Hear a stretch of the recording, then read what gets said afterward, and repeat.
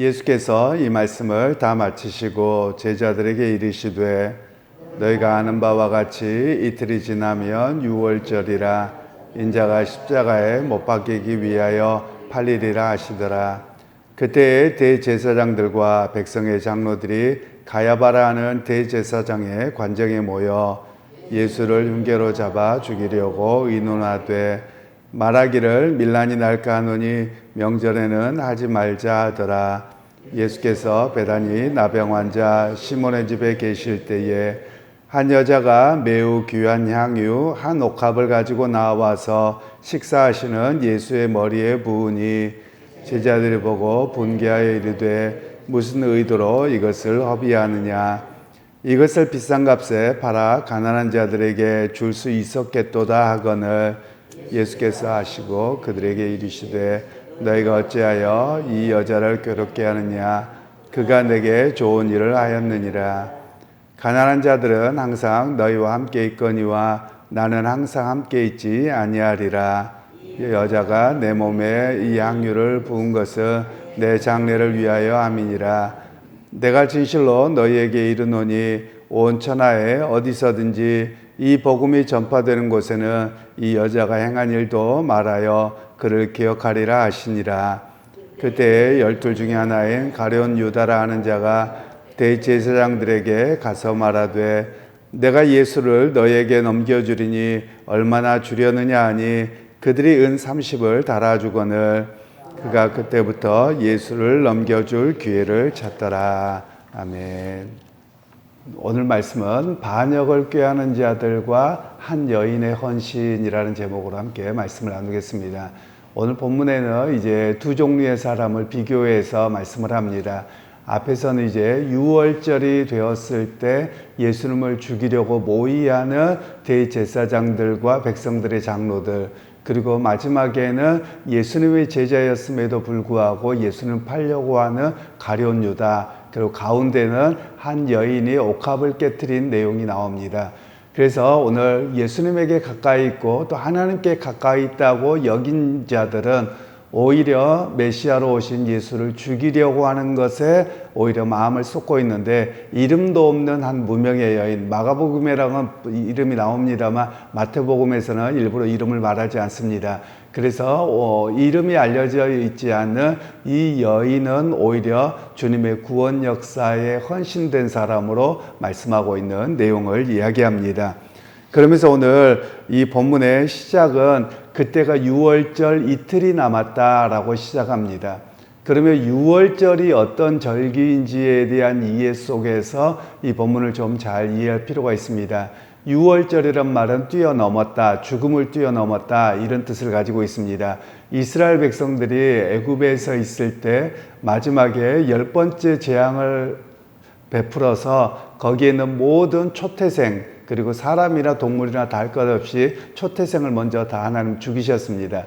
그리고 이스라엘 백성들에게는 유월절에 양을 잡아 피를 문설주에 바르고 있어라 라고 말씀하셔서 그들에게 죽음의 사자가 넘어갔죠. 바로 이것을 기념하도록 하는 것이 유월절입니다.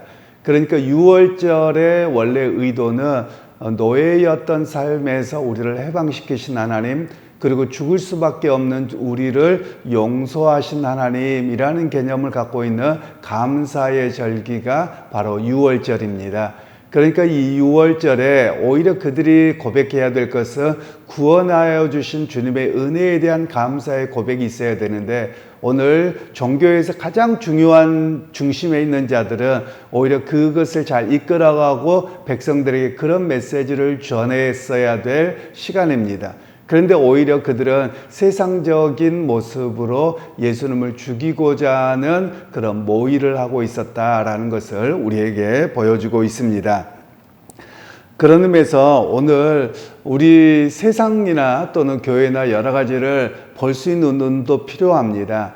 즉 가장 중요한 절기죠. 그럼 이때 해야 될 이 리더들은 바로 백성들을 향한 하나님의 봉사, 즉 그들을 어떻게 가장 구원의 은혜와 또 해방을 주셨던 하나님에 대한 감사의 고백이 있도록 하고 그것을 오늘날 우리의 삶 속에 소망할 것인가, 그런 메시지와 그런 종교적 의식을 행했어야 됩니다. 그런데 그들은 오히려 그런 하나님의 은혜에 대한 감사보다도 하나님의 구원의 역사로 오신 예수님을 죽이려고 하는 모의를 했다는 것이죠. 즉 이 메시지는 오늘날 가장 중요한 시기에 정치가 됐든 교회가 됐든 많은 일들에서 보면 너희들은 즐겨라, 그리고 우리는 모의해서 너희를 언젠가는 문제를 삼고 죽이겠다, 이런 모습들이 있죠. 지금 현실 정치에서도 그럴 것이고요, 과거의 정치에서도 마찬가지였습니다. 이게 끊임없이 반복되어집니다. 그래서 기독교인들은 어떠해야 되느냐, 하나님의 큰 일하심 속에서 세상을 바르게 볼 수 있는 눈과 그리고 교회를 바라볼 수 있는 눈도 필요하다라는 것입니다.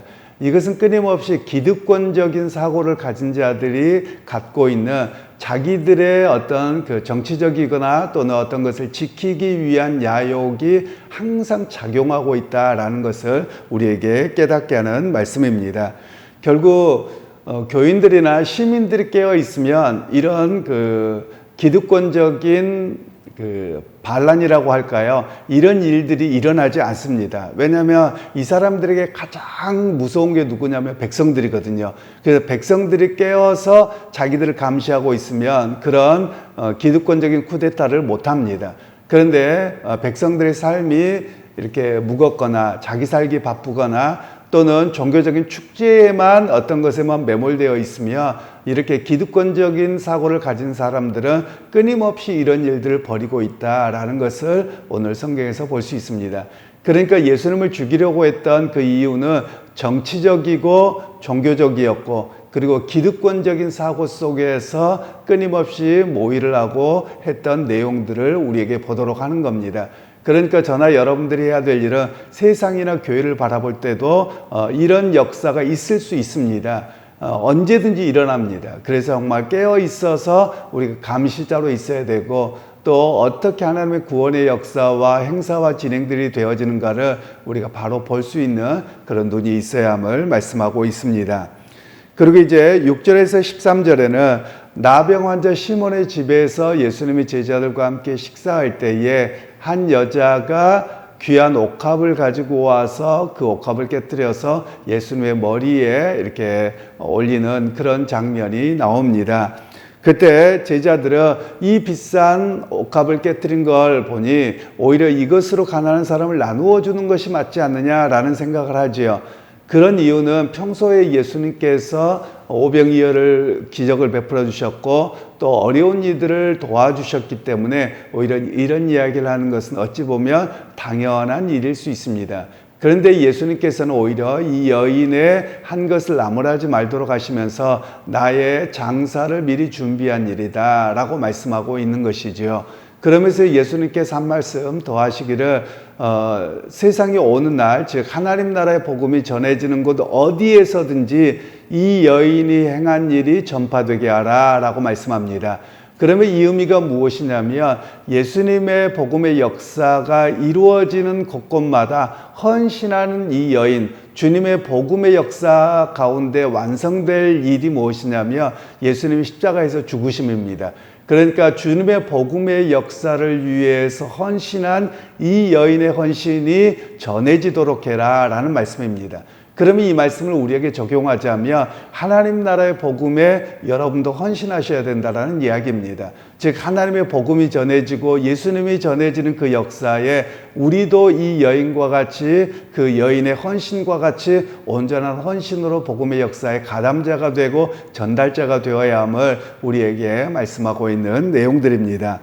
그런 의미에서 누군가의 헌신을 우리가 과소평가해서는 아니 된다라는 겁니다. 교회나 삶의 자리에서 주의 복음을 위해서 헌신한 것은 기억되어져야 되고 오히려 그 헌신은 귀한 일로 여겨져야 됨을 오늘 우리에게 말씀을 하고 있습니다. 그리고 이제 14절에서 16절 말씀에는 마침 그때 가룟 유다는 예수님을 은 30의 대제사장들에게 넘겨주려고 이야기를 하고 있는 내용이 이 본문에서는 나오지요. 결국 예수님을 3년 동안 따라다녔습니다. 그리고 예수님께서 행하셨던 말씀, 기적, 수많은 표적들을 보았습니다. 그럼에도 불구하고 이 가룟 유다는 오히려 자기가 변하지 않은 겁니다. 왜냐하면 이 가룟 유다라고 할 때 가룟이라는 말은 열심당원이라는 뜻입니다. 그러니까 이 사람은 열심당원인데 어떤 열심당원이냐면 즉 무력을 써서라도 즉 로마와 헤롯의 다스림을 전복시켜야 된다, 이런 의미로 있는 사람들이 열심당원이었습니다. 그러니까 이 사람은 결국 자기의 생각과 자기가 있는 곳에 대한 속사람의 변화가 없어서 결국 예수님이 자기가 보기에 다른 것이거든요. 왜냐하면 예수님과 함께 세상을 전복시켜야 되는데 예수님은 죽겠다고 이야기합니다. 그러니까 예수님을 오히려 내가 따랐던 그 내용과 달라서 예수님을 넘겨주려고 하는 내용들이 나옵니다. 오늘 우리에게도 마찬가지입니다. 예수님에 대한 이해는 우리가 가지고 있는 개념으로 예수님을 이해해서는 아니 됩니다. 예수님이 어떻게 말씀하시고 어떻게 행하시고 성경의 말씀을 어떻게 하시느냐에 따라서 나를 바꿔야 되는 것입니다.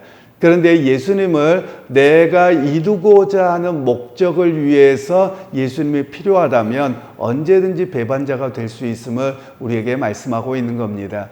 그러니까 예수를 믿을 때 속 사람의 변화를 통해서 예수님의 말씀과 행하신 사역을 통해서 바라보는 그런 시각의 변화와 삶의 변화가 있지 아니하면 누구든지 이렇게 예수님을 따라가는 3년 되었던 제자, 그리고 가장 핵심에 있었던 제자도 배반을 한 것처럼 여러분도 배반할 수 있다, 이런 메시지를 여기에서 주고 있는 내용들입니다.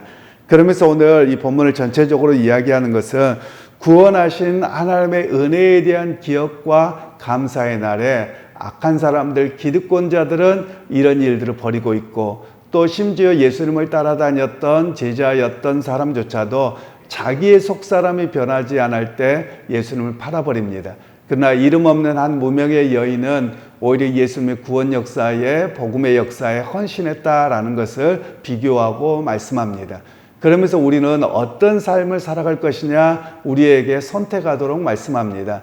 이름 없도 빛도 없이 우리가 하나님 나라의 복음을 위해서 헌신자로 기억되고 살아갈 것이냐, 아니면 자기가 원하는 대로 교회나 예수님이 움직여지지 않는다고 해서 배신자로 살아갈 것이냐, 이런 이야기를 우리에게 말씀하고 있는 것이죠.